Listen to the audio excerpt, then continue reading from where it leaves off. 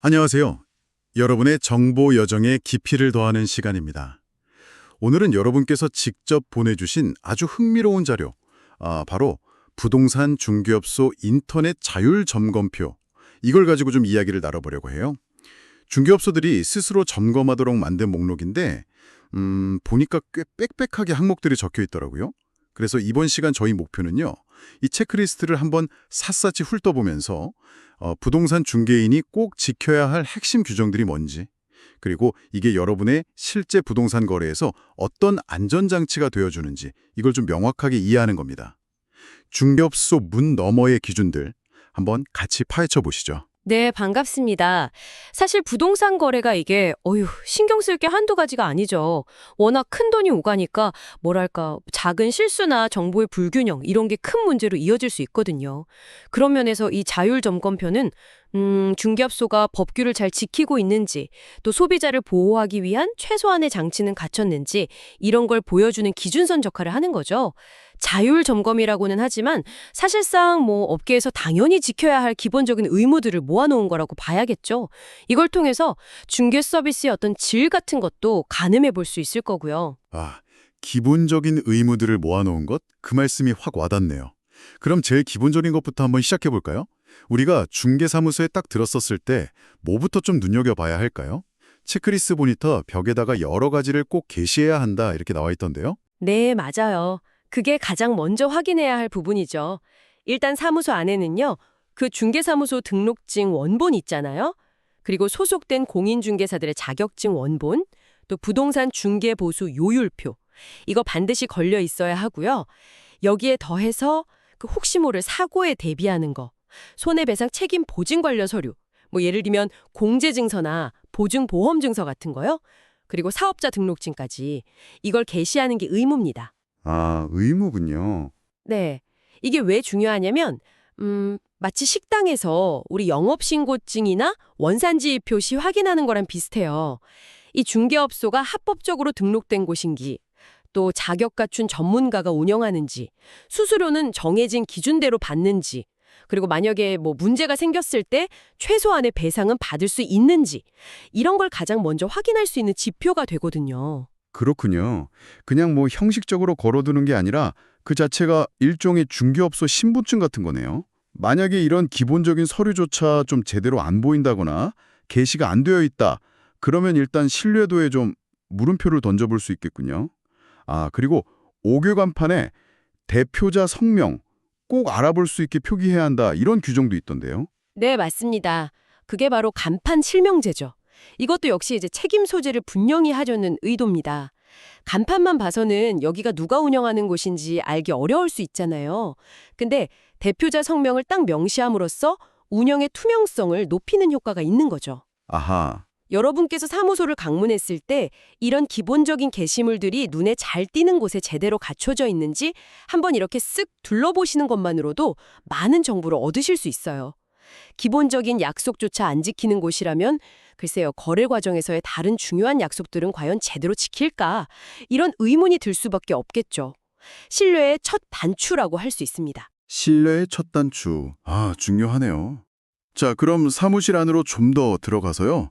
실제 중개 업무가 이루어지는 과정, 이걸 한번 들여다보죠. 계약서를 쓴다거나 아니면 매물 설명을 듣는 단계에서 우리가 좀 주목해야 할 점은 뭘까요? 체크리스트 보니까 인장 얘기가 나오던데요. 네, 그 인장, 그러니까 도장이죠. 중개 행위에 사용하는 도장은 반드시 사전에 구청 같은 곳에 등록된 것이어야 합니다. 그리고 계약서나 중개대상물 확인 설명서, 이런 중요한 서류에는 중개업자 본인, 법인이면 대표자가 직접 서명을 하고 이 등록된 인장을 꽝 찍어야 해요. 공동중개를 했다면 참여한 모든 중개업자가 다 서명하고 날인해야 하고요. 모두 다요? 네, 이게 그냥 단순 절차가 아니고요.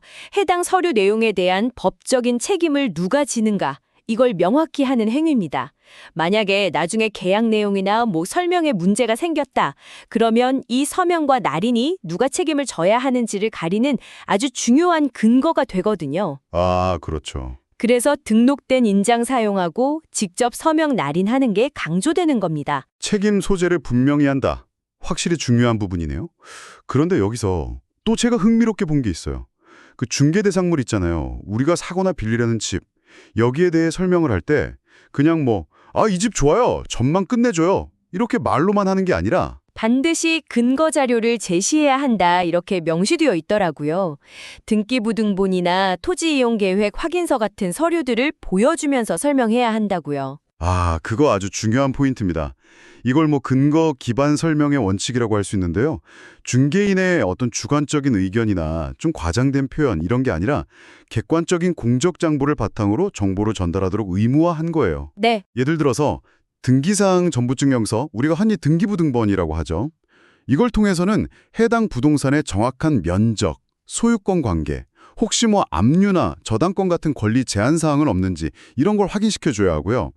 또 토지이용계획 확인서로는 이 땅의 건물을 얼마나 높이 지을 수 있나, 재개발 가능성은 있나, 이런 공법상 이용 제한이라 거래 금지 사항을 설명해야 합니다. 그렇군요. 단순히 그냥 말로만 설명하는 거랑 서류를 직접 이렇게 보여주면서 설명하는 거랑은 다르죠. 소비자가 정확한 정보를 바탕으로 합리적인 판단을 내리도록 돕기 위한 핵심적인 장치입니다.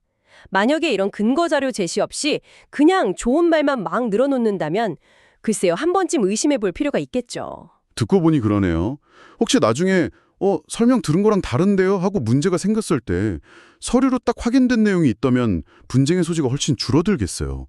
그리고 또 하나, 중개보수, 그러니까 수수료에 대한 부분도 계약서 쓰기 전에 미리 협의해야 한다 이렇게 되어 있던데요. 사실 거래 다 끝나고 나서 생각지도 못한 금액을 요구받으면 좀 당황스러울 수 있잖아요. 맞습니다. 중개보수는 거래 금액에 따라서 법정료율이 딱 정해져 있긴 하지만 그 범위 안에서 구체적인 금액은 거래 당사자랑 중개인이 협의해서 정하게 돼 있거든요.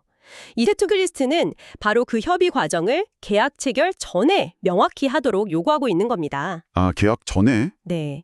얼마의 중개보수를 받기로 할지, 언제 어떻게 지급할지 이런 걸 미리 정하고 가능하면 중개 대상물 확인 설명서에 그 내용을 딱 적어서 확인받는 게 제일 좋죠. 이렇게 해야 소비자는 예상치 못한 비용 부담을 피할 수 있고 중개인 입장에서도 나중에 보수 관련해서 분쟁에 휘말릴 위험을 줄일 수 있습니다. 그렇죠. 거래의 투명성을 높이는 아주 중요한 절차 중 하나예요. 근데 사실 실제로 현장에서 이 부분이 얼마나 명확하게 이루어지는지는 좀 의문이 들 때도 있긴 합니다. 그냥 관행적으로 계약 막바지에 슬쩍 이야기하거나 아예 언급 없이 그냥 법정 유율대로 청구하는 경우도 있을 수 있으니까요. 그렇겠네요. 사실 소비자 입장에서는 먼저 수수료는 얼마예요? 이렇게 물어보기가 좀 껄끄러울 수도 있는데 원래는 중개인이 먼저 명확하게 안내하고 협의하는 게 원칙이다 이 말씀이시군요. 이 점을 알고 있는 것만으로도 좀 당당하게 요구할 수 있겠어요. 자, 그럼 이제 시선을 온라인으로 한번 옮겨볼까요? 요즘은 발품 팔기 전에 손품부터 파는 시대잖아요. 인터넷 부동산 광고 정말 많이 보게 되는데 이 부분에 대한 규제도 상당히 꼼꼼하더라고요. 네, 맞아요. 온라인 플랫폼 통해서 부동산 정보 얻는 게 워낙 활발해지면서 동시에 허위 과장 광고 때문에 피해보는 소비자 사례도 같이 늘어났거든요. 그래서 이 체크리스트에서도 인터넷 광고 규정을 아주 상세하게 다루고 있습니다. 단순히 그냥 매력적인 사진이랑 가격만 딱 제시하는 게 아니고요. 광고하는 중개업소의 명칭, 소재지, 연락처, 등록번호 이런 건 기본이고요. 네. 매물의 소재지, 면적, 가격, 종류, 거래 형태 같은 핵심 정보는 물론이고 건축물이라면 총 층수, 사용 승인일, 건물의 방향, 방이랑 욕실 개수, 입주 가능일, 주차 가능 대수, 그리고 관리비까지 이걸 다 명시하도록 하고 있습니다. 와, 관리비까지요. 정말 상세하네요. 특히 월 관리비가 10만 원 이상이면 전기료, 수도료, 인터넷 사용료 같은 세부 항목까지 표시해야 한다고 하니 그냥 관리비 얼마 이렇게 뭉뚱그려 알려주는 거랑은 차원이 다른데요? 그렇죠. 바로 그 정보의 상세함, 이게 핵심입니다. 이건 소비자들이 온라인 정보만 보고도 해당 매물의 상태나 조건을 최대한 정확하게 파악하고 다른 매물이랑 객관적으로 비교할 수 있도록 하기 위한 조치예요. 정보가 구체적이고 투명하게 공개될수록 소위 말하는 미끼 매물이나 실제랑 다른 정보로 소비자를 현혹하는 허위 매물, 이런 게 발붙이기 어려워지겠죠. 그렇죠. 이런 상세 정보 요구는 허위, 과장 광고를 뿌리 뽑겠다 이런 규제 당국의 강력한 의지를 보여주는 대목이라고 해석할 수 있습니다. 마치 우리가 온라인 쇼핑몰에서 물건 살 때 상품 상세 정보 꼼꼼히 보는 거랑 같은 이치죠. 듣고 보니 정말 그러네요. 사진만 보고 갔는데 완전 딴판이더라. 연락했더니 이미 나간 매물이라고 다른 걸 보여주더라. 뭐 이런 경험담들이 좀 줄어들 수 있겠어요. 거래가 완료되면 광고는 즉시 삭제해야 한다. 이 규정도 같은 맥락이겠고요. 정확합니다. 이미 거래가 완료돼서 존재하지도 않는 매물을 계속 광고로 남겨두는 거, 이거 소비자를 유인하기 위한 대표적인 기만행위 중 하나거든요. 그래서 거래 완료되면 즉시 광고를 내리도록 의무화한 거죠. 그리고 이 체크리스트에는 부동산 거래질서 교란행위 신고센터가 운영되고 있다는 사실을 중개인이 인지하고 있어야 한다, 이런 항목도 포함되어 있습니다. 네. 이건 단순히 그냥 정보를 아는 걸 넘어서 시장 질서를 해치는 행위에 대한 경각심을 높이고 또 문제가 생겼을 때 신고할 수 있는 제도가 마련되어 있다는 걸 주지시키는 효과가 있습니다. 업계 스스로 좀 건전한 거래 환경을 만들어가도록 유도하는 측면도 있고요. 중개인 스스로도 시장 감시자의 역할을 어느 정도는 해야 한다. 뭐 이런 의미로도 해석될 수 있겠네요. 자, 다음으로 넘어가서요. 최근 몇 년간 부동산 시장에서 가장 큰 이슈 중 하나가 바로 임차인 보호 문제였잖아요. 특히 전세 사기 문제 때문에 불안감이 정말 컸는데 이런 부분들이 체크리스트에 어떻게 반영되어 있는지 궁금합니다. 네, 이 체크리스트는 최근 강화된 임차인 보호 제도를 아주 충실히 반영하고 있습니다. 우선 중개 의뢰인의 판단을 흐리게 할 수 있는 어떤 거짓된 언행도 금지된다는 점을 명확히 하고 있어요. 이게 뭐 너무 당연한 말처럼 들릴 수도 있지만 실제 계약 과정에서 불리한 정보를 슬쩍 숨기거나 왜곡하려는 시도가 있을 수 있거든요. 네, 그럴 수 있죠. 그렇기 때문에 이걸 명시적으로 금지하는 것은 임차인 보호의 어떤 기본 전제가 되는 거죠. 당연한 말이지만 법으로 명확히 금지하는 것과 아닌 것은 차이가 크겠죠. 더 구체적인 내용들도 눈에 띄는데요. 임대차 계약할 때 임차인이 확정일자 부여기관에 해당 주택의 확정일자 부여일이나 뭐 차임, 보증금 이런 정보 제공을 요청할 수 있다는 사실, 그리고 또 임대인의 미납 국세나 지방세 내역을 열람 신청할 수 있다는 사실을 중개인이 임차인에게 설명할 의무가 있다. 이 점이 강조되어 있더라고요. 이건 정말 임차인한테 실질적인 도움이 될 것 같은데요. 이 부분이 바로 최근 변화의 핵심입니다. 과거에는 임차인이 이런 정보를 얻기가 사실상 매우 어려웠어요. 맞아요. 하지만 이제 법적으로 임차인의 정보 접근 권한이 강화되었고 중개인은 단순히 정보를 알려주는 걸 넘어서 임차인이 이런 권리를 제대로 행사할 수 있도록 적극적으로 안내해야 할 의무까지 부여받은 겁니다. 와, 의무까지. 그걸 못 돌려받는 최악의 상황을 피하는데 정말 결정적인 정보가 될 수 있거든요. 그렇죠. 확정일자 정보 역시 선순위 보증금 규모를 파악해서 이 주택의 전세 계약이 안전한지 판단하는데 필수적이고요. 와, 중개인이 이런 것까지 다 챙겨서 설명을 해줘야 한다니 역할이 정말 막중해졌네요. 단순히 집을 소개하는 걸 넘어서 임차인의 잠재적 위험을 미리 알려주고 안전한 계약을 돕는 어떤 위험 고지자이자 안전 가이드 역할까지 해야 하는 셈이군요. 그렇습니다. 이게 바로 정보 비대칭 문제를 해소하고 임차인의 불안감을 줄여주기 위한 매우 중요한 조치입니다. 중개인의 역할이 과거의 단순한 중개 알선에서 벗어나서 보다 전문적이고 책임감 있는 정보 제공자, 또 조력자로 격상되었음을 의미하는 거죠. 물론 중개인이 모든 위험을 완벽하게 차단할 수는 없겠지만 최소한 임차인이 스스로 위험을 판단하고 대비할 수 있도록 법적인 권리와 확인 방법을 충실히 안내해야 하는 것이죠. 안심전세 계약을 위한 그 QR코드 스티커 활용 권장이나 주택 임대차 계약 후 30일 이내 신고제도 안내 의무 같은 항목들도 모두 이런 임차인 보호 강화, 그리고 거래 투명화 흐름의 연장선상에 있다고 보시면 됩니다. 듣기만 해도 좀 든든해지는 느낌입니다. 물론 뭐 이런 제도가 있다는 걸 아는 것과 별개로 실제 현장에서 중개인이 얼마나 충실히 설명해 주는지는 또 다른 문제일 수 있겠지만요. 적어도 임차인에게 이런 권리가 있고 중개인에게 설명 의무가 있다는 걸 알고 가는 건 정말 큰 차이가 있을 것 같아요. 자, 이제 체크리스트에 거의 막바지로 가볼까요? 그 외에도 여러 가지 행정적인 의무나 좀 윤리적인 조항들도 포함되어 있더라고요. 네. 나머지 항목들은 주로 중개업소 운영의 어떤 기본적인 절차, 그리고 윤리 강령에 관한 내용들입니다. 예를 들면 소속 공인중개사나 중개보조원을 고용하거나 해고했을 때 또는 사무소를 이전했을 때 정해진 기간 안에 관청에 신고해야 하는 의무가 있고요. 이건 무자격자의 중개 행위를 막고 관리 감독을 좀 용이하게 하기 위한 조치입니다. 네.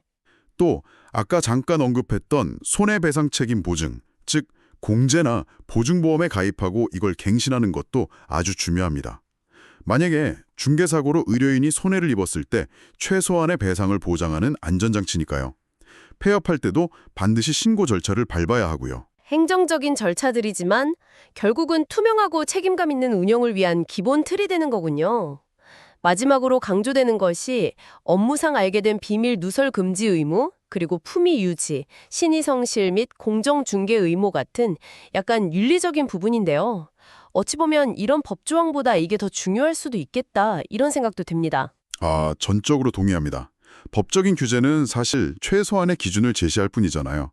실제 중개 서비스의 질이나 고객 만족도는 결국 중개인의 직업윤리하고 전문성에 달려있다고 해도 과언이 아닙니다. 그렇죠. 고객의 개인정보를 철저히 보호하는 것은 신뢰의 기본이고 전문가로서 품위를 지키면서 항상 의료인의 입장에서 신의를 지켜서 공정하게 업무를 처리하려는 자세, 이게 무엇보다 중요하죠.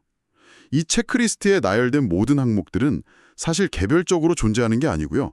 결국 건전하고 신뢰할 수 있는 부동산 거래 환경 조성이라는 하나의 큰 목표 아래 다 유기적으로 연결되어 있다고 볼 수 있습니다. 네. 행정 절차 준수, 정보의 투명한 공개, 법규 이행, 그리고 높은 수준의 직업 윤리까지 이 모든 것이 조화를 이룰 때 비로소 소비자는 안심하고 만족스러운 거래를 경험할 수 있게 될 겁니다. 오늘 부동산 중개업소 인터넷 자율점검표를 통해서 중개인들이 지켜야 할 의무와 책임들을 정말 꼼꼼하게 살펴봤습니다. 사무소 벽에 걸린 서류 한 장부터 시작해서 계약서의 도장 하나, 인터넷 광고 문구 하나하나, 그리고 임차인을 위한 세심한 설명 의무까지.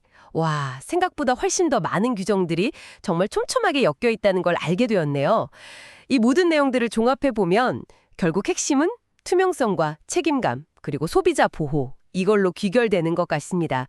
여러분께서 앞으로 부동산 거래를 하실 때 오늘 저희가 함께 살펴본 이 기준들을 한번 떠올리신다면 어떤 중개인이 기본적인 원칙을 잘 지키고 있는지, 나아가서 믿고 맡길 수 있는 전문가인지 판단하는데 분명 도움이 될 겁니다.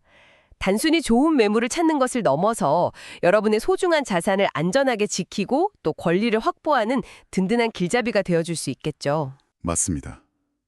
이 체크리스트는 법이 요구하는 최소한의 기본값을 보여주는 거죠. 하지만 현실에서는 이 기본을 지키는 걸 넘어서 진정으로 고객의 상황과 필요를 이해하고 최선의 해결책을 찾아주려는 노력, 이게 중요할 겁니다. 단순히 법규를 준수하는 걸 넘어서 풍부한 경험과 전문 지식, 그리고 무엇보다 고객을 대하는 진정성 있는 태도, 이게 좋은 중개인을 만드는 핵심 요소가 아닐까 싶습니다. 네, 진정성. 그래서 여기서 마지막으로 여러분께 질문 하나를 던져보고 싶습니다. 서류상의 요건 충족이나 법규 준수 여부를 확인하는 것을 넘어서 여러분은 중개인의 어떤 점을 보고 그 진정한 전문성과 신뢰도를 판단하시겠습니까? 단순히 규정을 지키는 수준을 넘어서 여러분의 상황에 맞는 깊이 있는 조언과 적극적인 문제 해결 노력을 보여주는 중개 서비스란 과연 어떤 모습일지 한 번쯤 각자의 기준을 세워보는 시간을 가져보시는 것도 의미 있을 것 같습니다.